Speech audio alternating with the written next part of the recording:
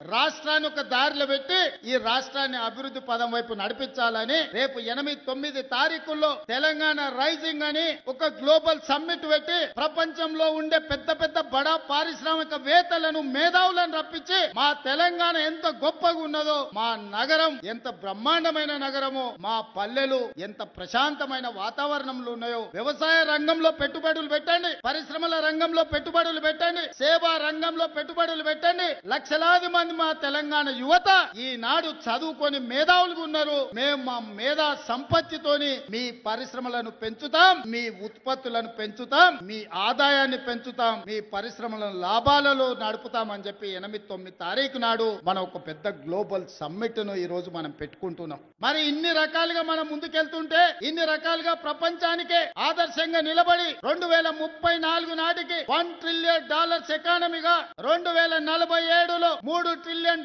ఎకానమీగా ప్రపంచంలోనే గొప్ప రాష్ట్రంగా మనం రాణించాలనుకుంటున్నాం.